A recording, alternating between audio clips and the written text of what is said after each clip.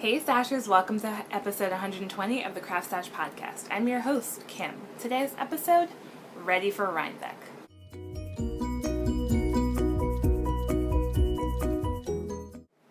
So, this is going to be a quick episode because I am a genius and I recorded a nice juicy 25-minute long episode on my iPad and then couldn't figure out where to sync it to my laptop.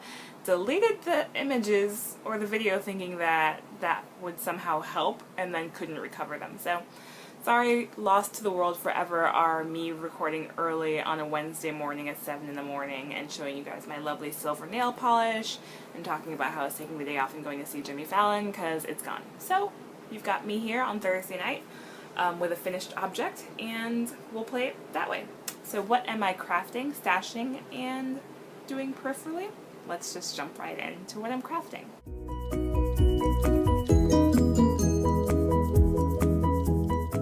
So yay, finished objects. Hopefully you guys noticed the hanging strings. I have a newly finished object that I was telling you guys about a month ago.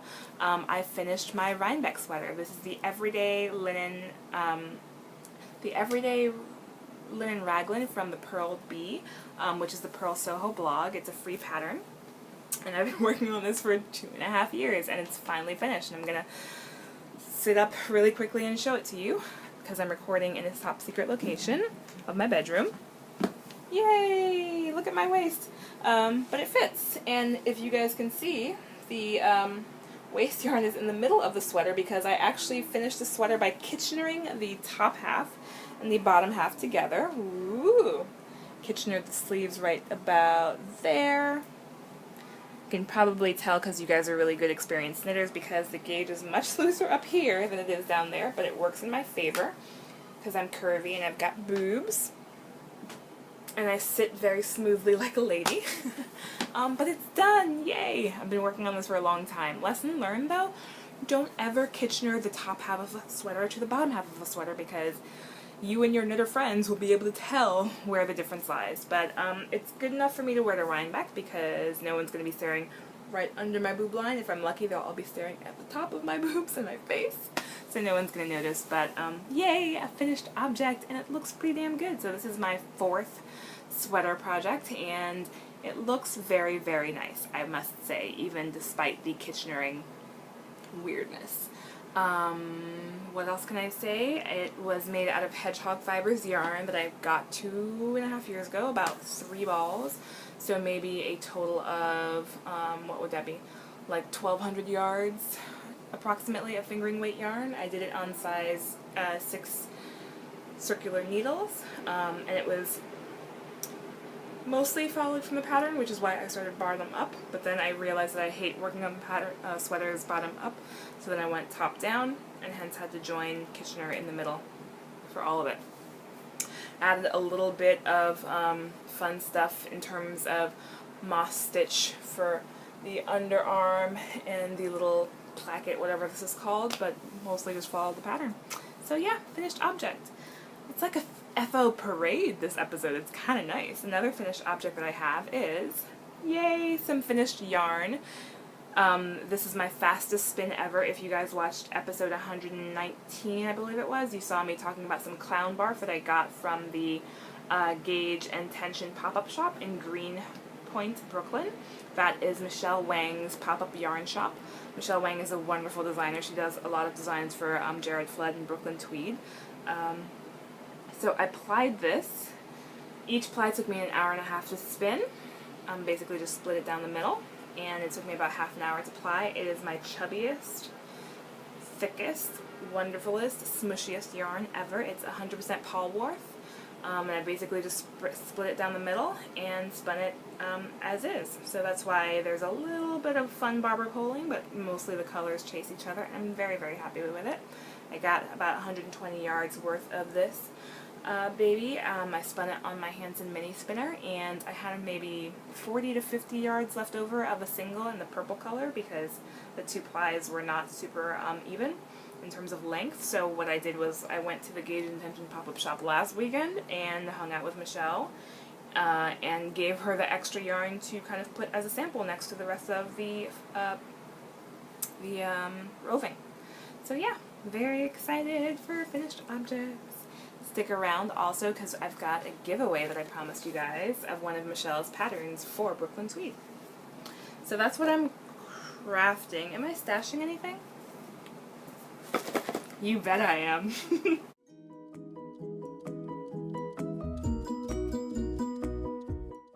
So if you guys follow me on Instagram, then you've seen some of this. If you don't follow me on Instagram, please join Instagram because it's so fun. Everyone's showing pictures and being happy and positive, and not that we're like downplaying the negative parts of our lives, but like pictures. You can only be really positive in pictures and sharing really great progress on our projects. So what I posted to Instagram are 2 new spindle acquisitions. If you are on Instagram, you know who Aaronmakesstuff is. He's a wonderful spindle creator, craftsman in the truest sense of the word. So I've got one of his spindles. I caught one of his updates last week, and the spindle's already here, and they spin like a dream so nicely. Look at how long this is spinning just on my palm. It'll go for like a minute. I timed it. Lovely, lovely, lovely. And as soon as it's fudge, I'm gonna keep on talking as it spins. This is ebony. It's an ebony shaft with his signature whorls that are made of colored pencils that are fused together with resin, and it's slowing down, so I will show you soon. Super fast spinner, as you can tell, and very lightweight because I like lightweight things.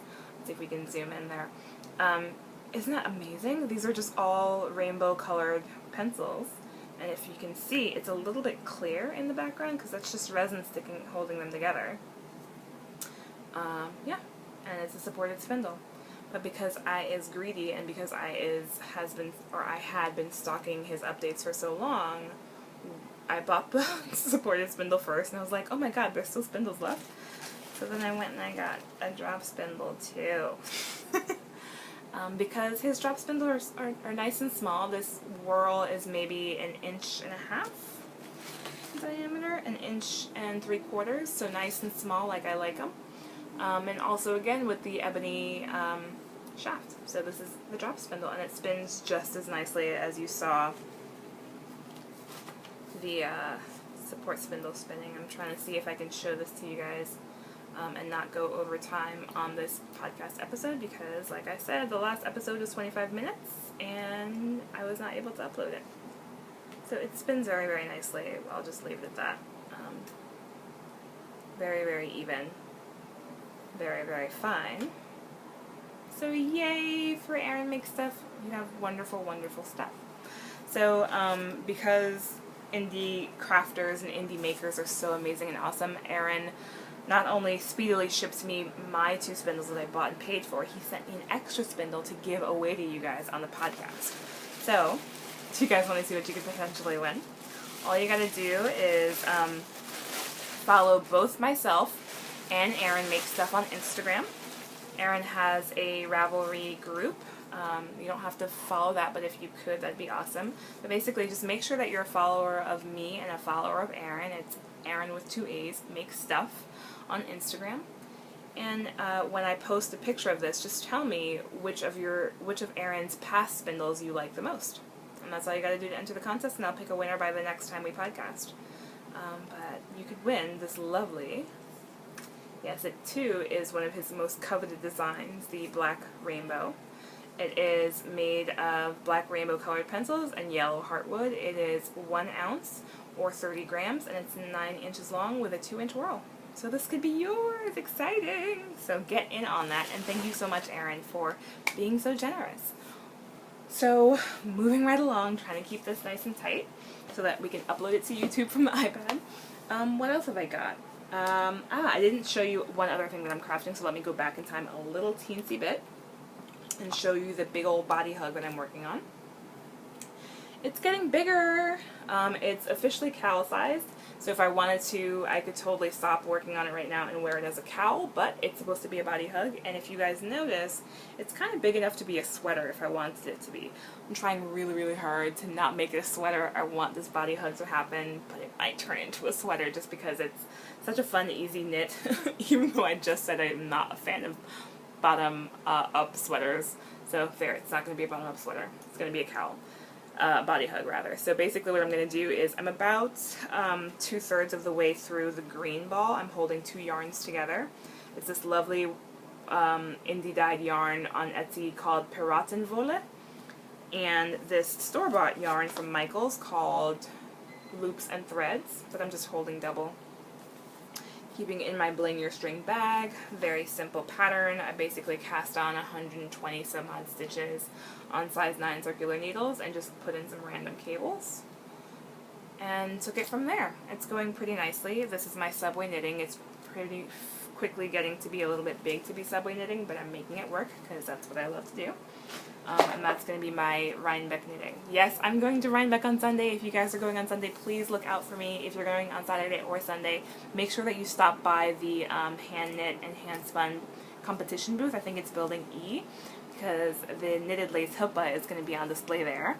And maybe it will have a ribbon or two, because I entered it in the hand knit lace competition. So wish me luck that way, and I will see you guys at Rhinebeck. Alright, but what that brings us back to is the contest. So thank you guys. There were, I think 5 people who entered the contest to win this pattern. This is Edie. It is a short sleeve sweater by Michelle Wang. Like I mentioned, she just started her pop-up shop in Brooklyn. Hopefully she decides to keep her shop open a little bit longer. But yeah, it's a lovely, lovely pattern. It's a nice printed pattern by Jared Flood, so kind of vintage shade of printed pattern again these days. It's got a little bit of cabling on it. I don't know if you guys can tell in the reflection of the light there. So I already, like I said, I recorded this podcast a couple days ago and accidentally deleted it, so I already know who the winner is, and I will announce it right now as if I didn't know. It is So Nitpicky, who is Amanda. I think she's a new podcaster, and she's got an Etsy shop where she dyes these beautiful, beautiful yarns. I don't know if you guys are going to be able to see her Instagram profile. Lighting, work with me here. There, can you see that a little bit? She does really, really pretty things. Yeah. So congratulations, Amanda. I will ear burn you on Instagram and also send you a PM on Instagram letting you know that you've won this lovely pattern. So, awesome.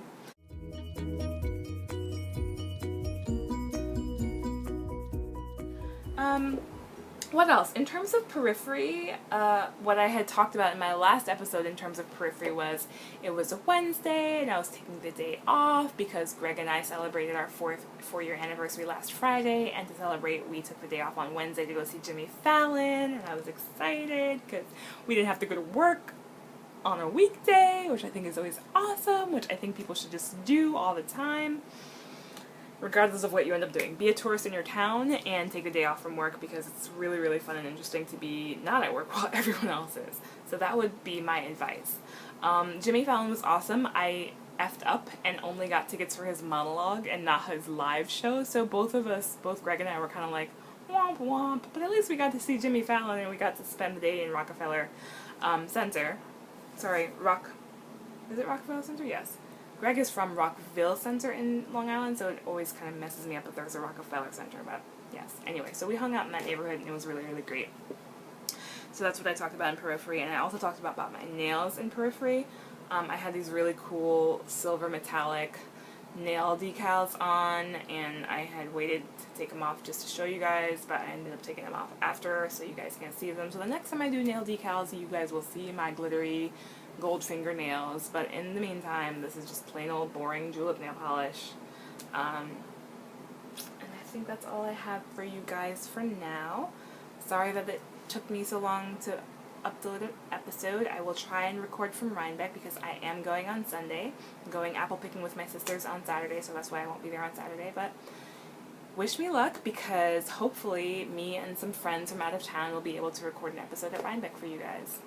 But anyways, in the meantime, I had a great time talking to you guys. Happy Thursday night, and see you at Rhinebeck. And if I can't craft it, I will stash it, and you should do the same. Cheers.